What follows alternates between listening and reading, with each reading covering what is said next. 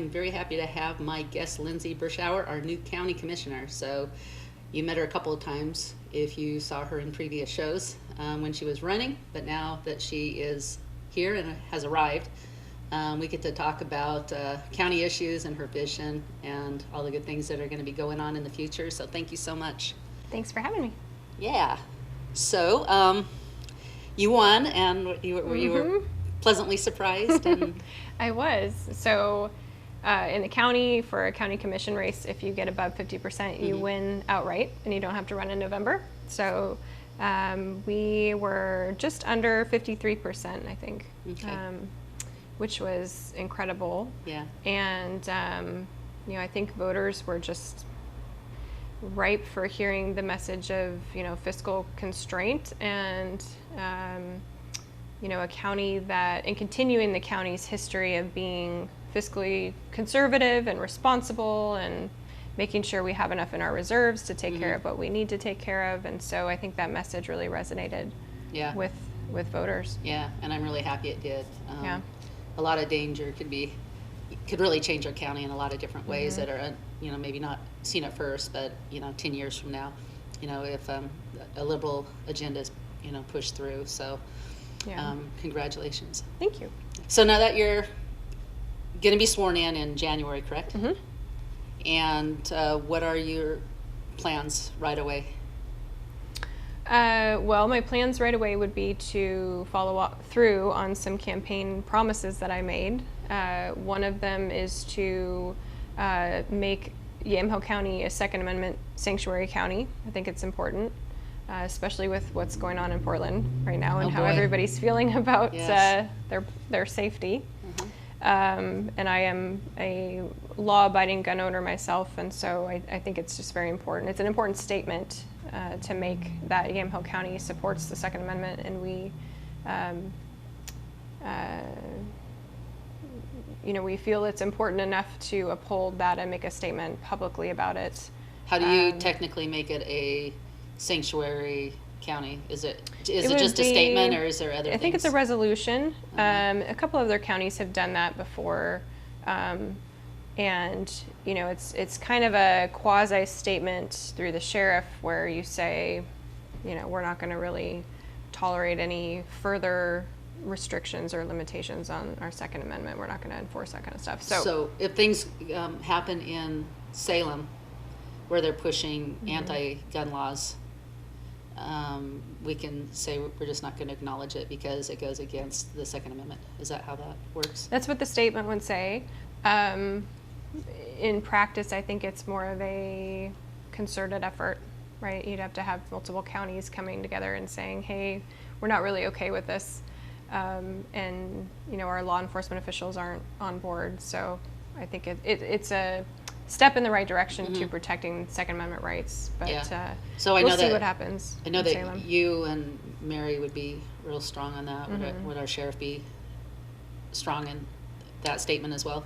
Have you talked to him? I haven't talked to him about it. I know that when it was brought up before, this was either last year or the year before, he had some concerns about the legality of it and whether or not the county would be on the hook in any legal way. But we have since remedied that kind of language, so I'm assuming he would be on board. Yeah. Okay, good. All right, and what else is on your radar?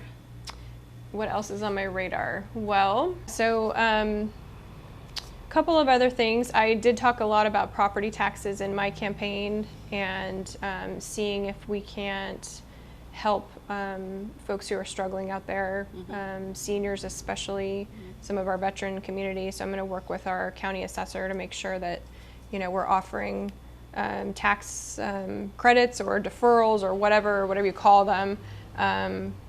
If we can feasibly do that without a huge impact to the budget, then I would like to do something like that. The other issue is the recovery school that I talked about in my campaign. Yes. Very interesting time to be talking about that because I feel like a lot of parents are really sort of unconsciously embracing school choice because of COVID. They don't, they're trying to find something to fit their child now because we can't have in-person learning. So, so to bring up this recovery school while we're watching our addiction rates skyrocket, Oh, as boy. well as our mental Yeah. health crisis increase, I think it's going to be not difficult Yeah. to get people around the table Yeah. to try and push that forward. That's good. I'm really looking forward to that. Well, and not only that, this might be an entirely different issue, and I don't know where the Yamhill County schools stand on this, because I know that, this is a conservative county overall.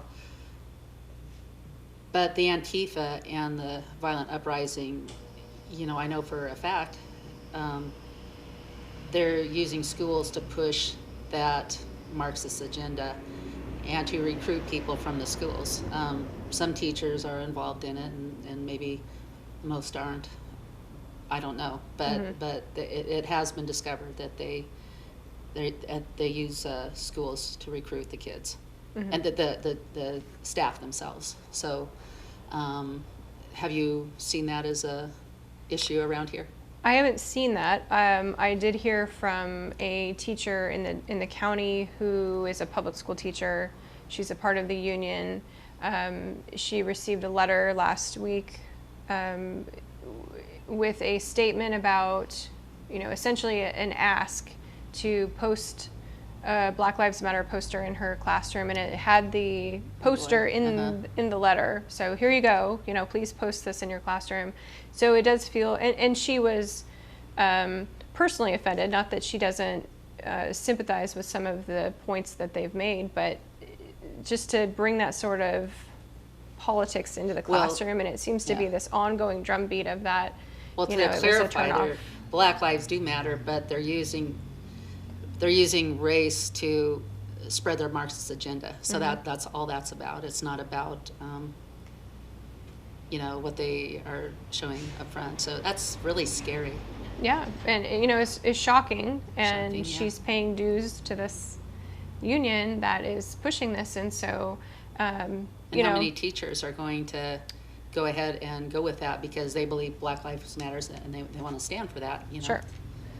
Yeah, I always question everything though with a political agenda. Yeah, because most parents are like, hey, we just don't want this stuff in our classroom. We understand that there's a cultural discussion happening right now, but it doesn't belong in our preschool classroom. It's just inappropriate. So well, and if you go to the schools and there's not a race issue, or there's issues with people's social status, what shoes they wear, if they're skinny, fat, athletic, non-athletic, smart, not very smart. There's so many other agendas. So are we going to put a poster up, about all of that? Why don't we just put a poster up that says treat others fairly, or don't bully, or something like that, and not put this divisive that covers one thing. Well, and my point is that what does it really change? What are you really changing? Yeah. You're not changing anything institutionally about, the racist past of Oregon and our Constitution. It was very racist. But what are you doing when you post a poster? It makes you feel good, maybe, but you're not doing anything of substance. So, I hope that folks turn this energy into something that actually is going to produce some change, meaning equitable outcomes. Why are Black children in Portland public schools graduating 53% less than white kids, right? There's something happening there. So no fathers. I grew up without a father, and I can tell you that life is very difficult without a father. Very, very difficult. The home life is definitely a part of it. But I was very stubborn, and I graduated, but my sister didn't, and most people that I knew that didn't have fathers didn't graduate either. They were hurt inside, and they got caught up in the drug culture. Yeah, well, home life's part of it. The drug culture up there is part of it. We now have a ballot measure that will be on the statewide ballot in November to decriminalize low levels of possession of any substance, and it applies to minors as well. So you're basically telling people now that, if you try this or you try that or you have this in your possession, you're not going to be charged with a crime. It's okay. And it just blows my mind because we have astonishing rates of drug use and addiction rates, and we can't seem to fix that, right? There's no effective strategy around recovery, and there's no funding behind it. They talk about it, but it's never done the correct way. And so, why we would be pushing for decriminalization is just beyond me. Well, when they voted for the marijuana law legal, there's an agenda behind that too. Sure. It was so totally obvious, because as soon as the law came, all of a sudden all these beautiful buildings, that most business people have to work hard to, create, all of a sudden they popped up all over the place, which told me there was an agenda. But all I've seen is things get worse and worse and worse, like drug use and responsibility. Is that what you have seen since the law? A gateway drug that doesn't help the situation, but makes it worse. We're talking about it's not just marijuana. We're talking about an extension into methamphetamines and heroin and all sorts of. Well, that's not legal right now. Very dangerous, but it would legalize a small possession, part of it, right? Yeah. Which is essentially enabling drug dealers, because they'll adapt. I mean, they'll just carry less with them, so they can stay under the radar and sell what they sell and go back to their. That's true. So it just is nonsensical to me, and with the mental health crisis we're facing just from COVID, from having kids out of school and out of their structure and routine and at home, I feel like there's just this assault on our children right now. It's making me really sounds like sad. It's just sad. Are schools opening in Yamhill County? No.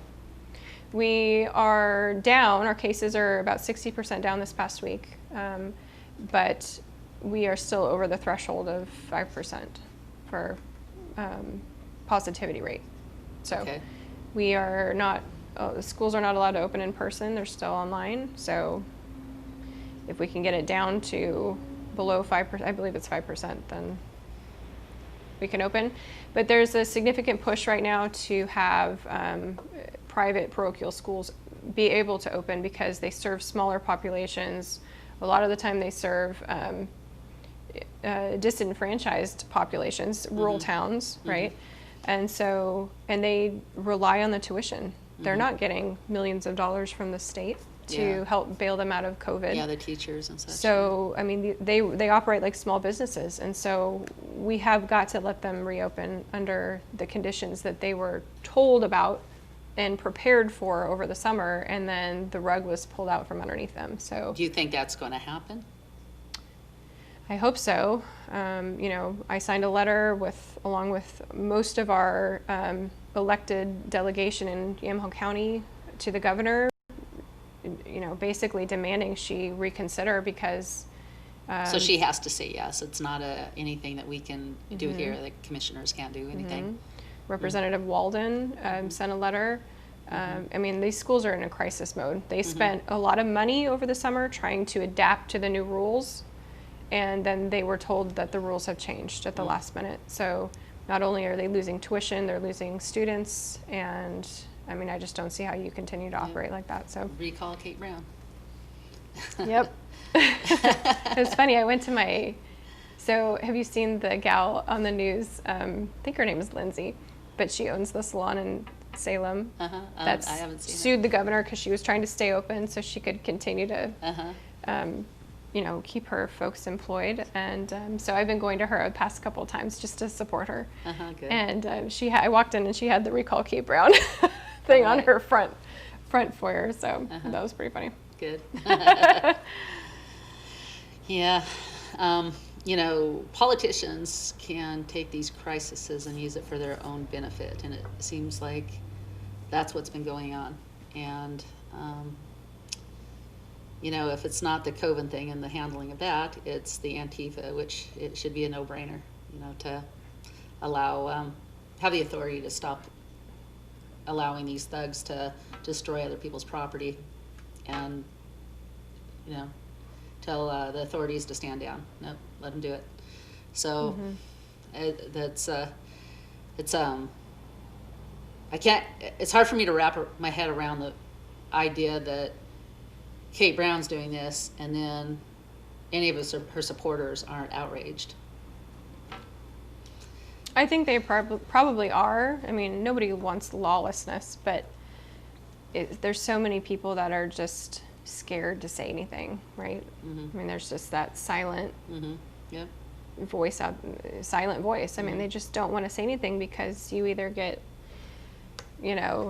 lambasted on social media or, Yeah. You lose friends over it, and it's just Yeah. ridiculous. You Yeah. can't have an opinion anymore, so.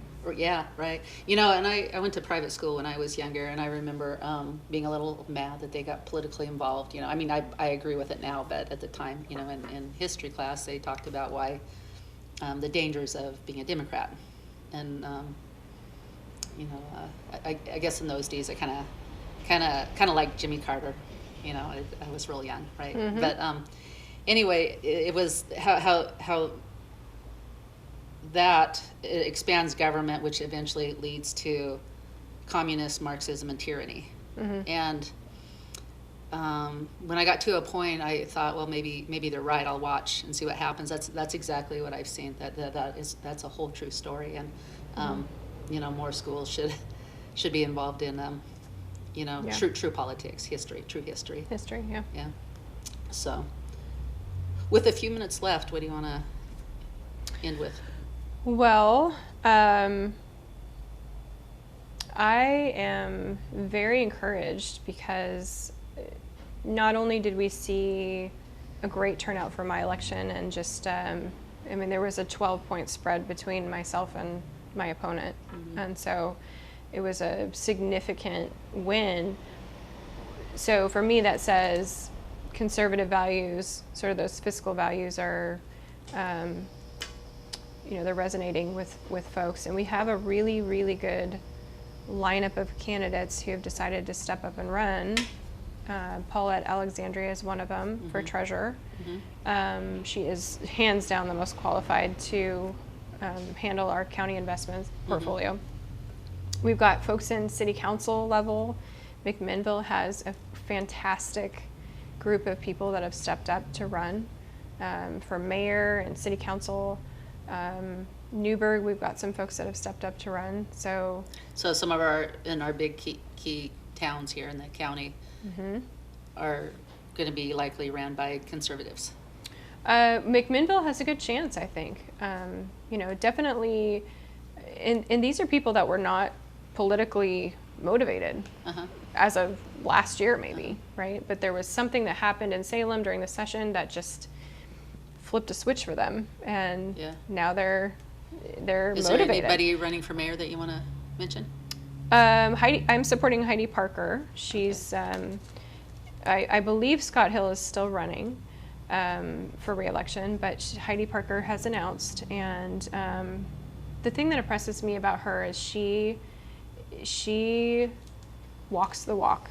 She's not a politician. She doesn't just talk. Yeah. She's out there every day. She spends her own time and dime, and she tries to solve some of the problems that are happening in McMinnville. Yeah. And she gets it. I mean, the business community in McMinnville has stepped up and organized in the past couple of years because of what was going on, because of what they were seeing, this sort of degradation of the city. Yeah. And so, she has endless energy. She's visible. She's out supporting small businesses all the time. Good. And she's very vocal about it. She posts and promotes them on her page. And so I think we need more of that. Yeah. Heidi More Parker. energy. Okay. Yeah. A visible mayor. I need to meet her. Yeah. Yeah. Yeah. I heard Scott Hill was really nice. Haven't met him, but He's super nice. But I was really very, very disappointed in the bag law. I know legally, I guess in Oregon, it's there. Here we are with the bag law. Which they've suspended. Yeah. And, I was wondering kind of what was going on with that, but I figured there was something with that, and I'm very, very happy about it.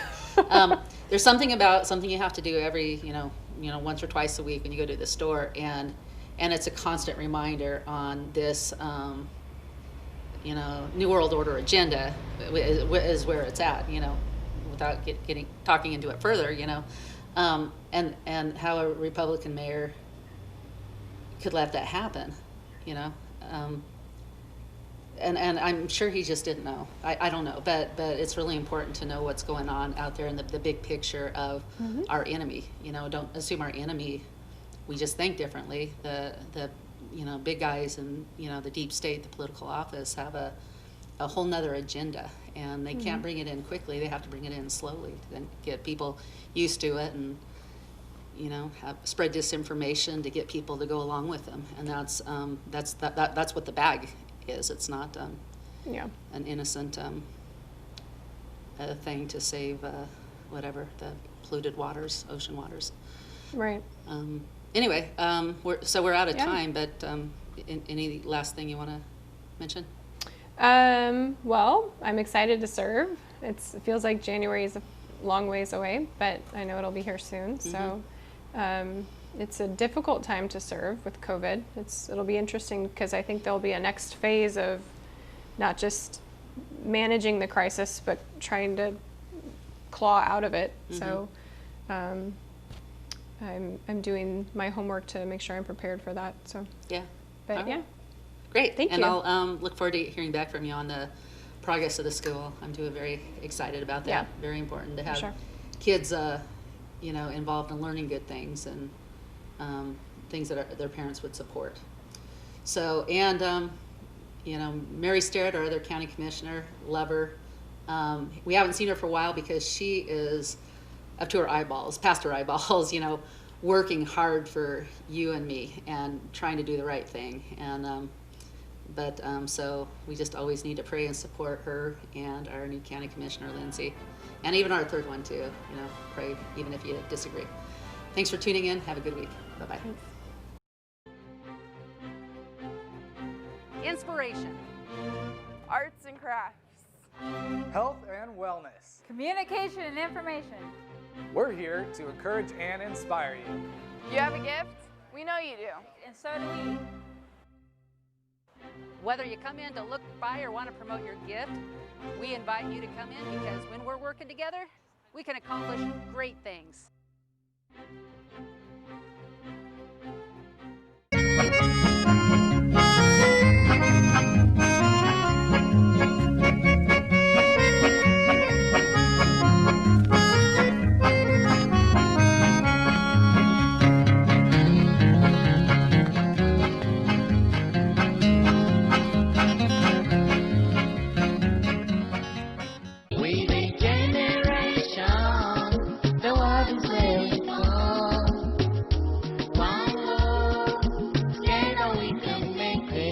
Let's join our hands together as we share with one another. Black or white, together we can make it. Come to the celebration as we bring our love together. One love. Colloidal silver is proven to kill all viruses, bacteria, and fungus. Although not approved by the FDA, I was so impressed with the results, I decided to offer it to you. Testimonies include benefit from a variety of infections, diseases, and sicknesses inside and outside the body. If you want your child to get excellent education that will reinforce conservative values, go to my website and link to the store and check out 1st through 12th grade workbooklets. Easy curriculum for parents to use, and the cost is approximately $200 a year.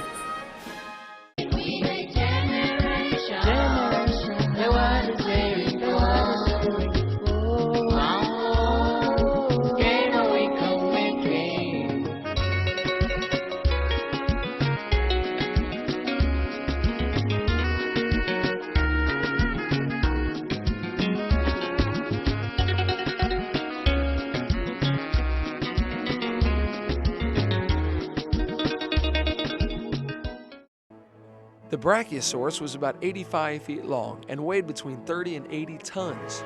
But there's a problem.